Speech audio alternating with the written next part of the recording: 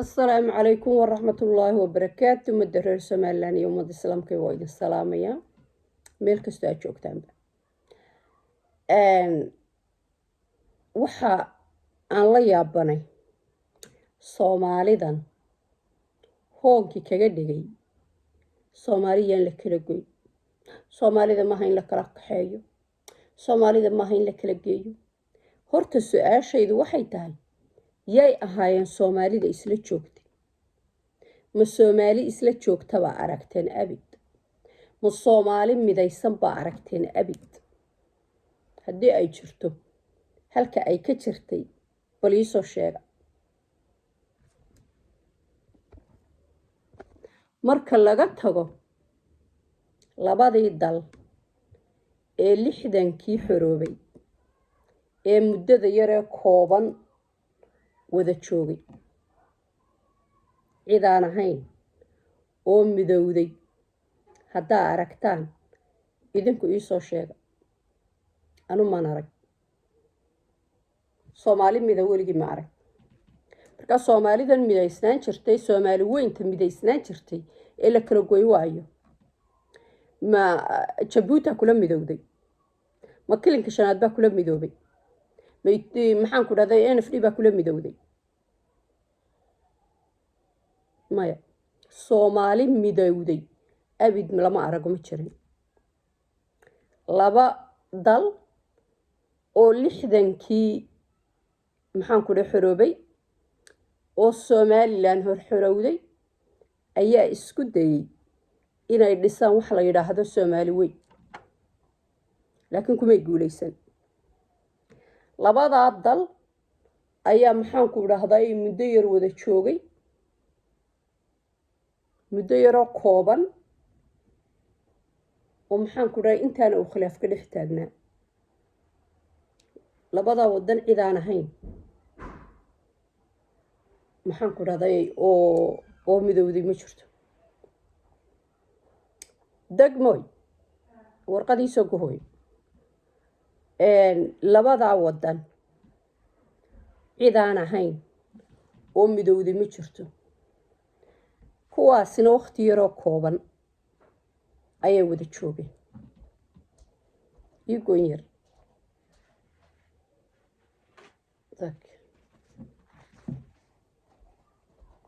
labadaasina muddo yar ayay wada joogeen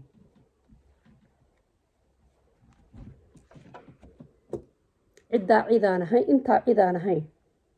waxaan intaa ahayn oo jiray ma jirin marka Soomaali la kala goynayo maanta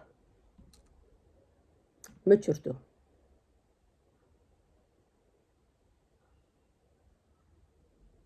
marka Soomaalidan la kala goynay halkay ku nool waxaan arkay oday yar oo leh waxa Ilaahay wax noogu daray ama waxaan wax la leenay dad u soo baxay fahiimo quuja od moodayni madaxweynihii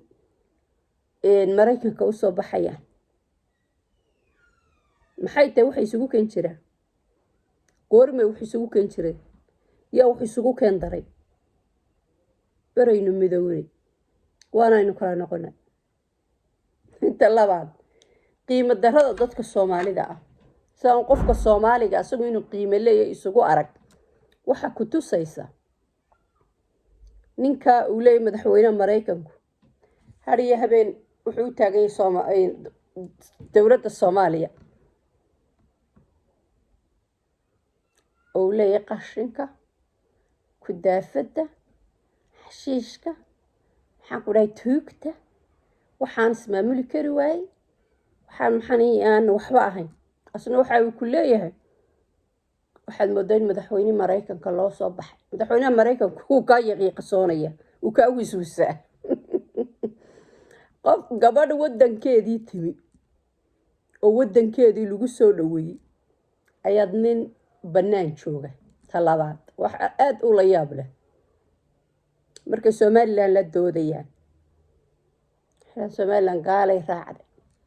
Somaliland Falastiin bay ka hiilisay kan uu leeyahay madaxweynaha Mareykankuna waa nin gaala inan muslin ahoo somalilan daradana waa la soo dhaweynaya uu ka xun yahay sida isagu sheegayo ka goor bal isqabadsiiya wixiina isqabadsiiya idinku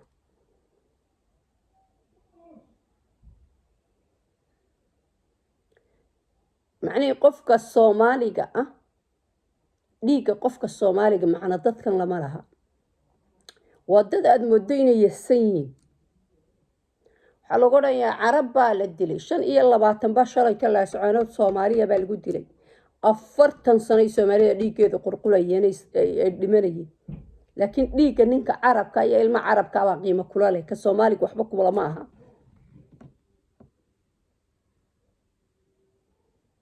marka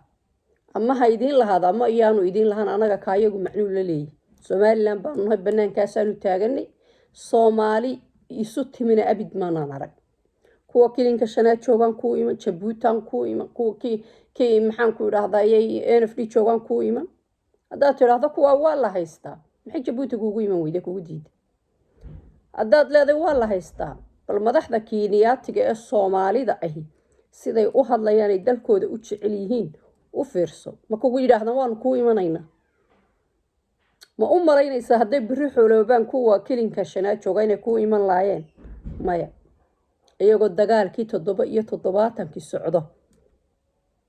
ayuu go-aankoodu ahaa marka la xoreeyo inay gooni isu taagaan aanay soomaali u iman markaa beenta feegnimada wax aan waxba ka jirin joojiye haddii aad doonayso soomaalinimo dad jecesho inay soomaali wada joogto maxay tahay somalilan inaad dadkeeda isku dirto maxaa keenay maxaa sababay inaad tidhaahdo maxaan ku dhahay reer awdalow dagaalamo isaaq la dagaalama dhulbahantow dagaalamo isaaq la dagaalama maxay tahay sababta aad u aaminsan tahay inay isaaq dad gumaysanayaan aad ugu sheegayso reeraha kale ee soomaaliyeed sidaad adigu sheegayso inay isaaq hadday isaaq dowlad la lahaadan inay gumaysi ku jiraan maxaad si aniga iigu yeedhaysaa markaad ii aragto inaan qof kale oo soomaaliya oo dalka la leeyahay inaan wada joogga aan wada joogna isgumaysi yahay ma waxaad rabtaa inaan ku imaadad aniga ii gumaysato markaa halkeed iigu yeedhaysa aniga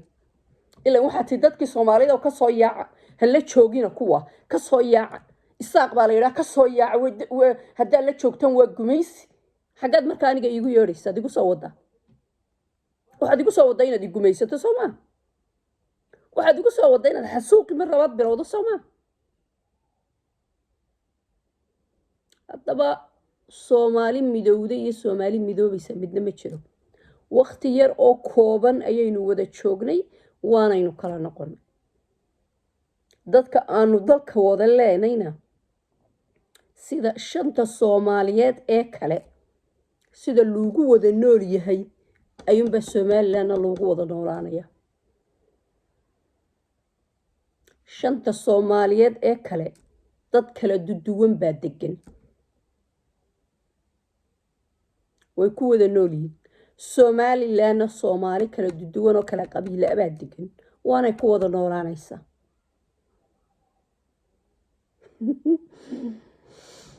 laakiin maaha soomaalinimada sheekadu maaha dowladaha soomaaliyeed sheekadu waa reer isaaq la yidhaa haddaba ciilkaasaa ku dhimanaysaan oo welikin ku jiraysaan reer isaaq la yidhaa waxaa ka qaadi kartaan ma jirto waxaa yeeli kartaan ma jirto dadka annaga dalka nala lehina ixtiraam iyo wada dhalasho iyo somaliland nimaanu ku wada joogayna dhulkayagana xuduudiisu wax kastoo dhaca halkii bay ahaanaysaa haddii kale shanta soomaaliyeed iyo afrika oo dhan baa xuduudahooda wax laga bedelaya marka xuduudda somaliland wax laga bedelo waa marka xuduudaha afrika ee 60kii la xariiqay ee la isku raacay marka wax laga bedelo ayuunbaa somalilandna wax laga bedeli karaa inta ka horeysa wax laga bedelayaa ma jirto dadka aanu dalka wada leenahayna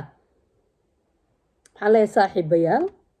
shanta soomaaliyeed ee kale bareere kala duwan baa ku nool sidaasun baynu somalilandna ugu wada noolaanayna assalaamu calaykum waraxmatullaahi wabarakaatu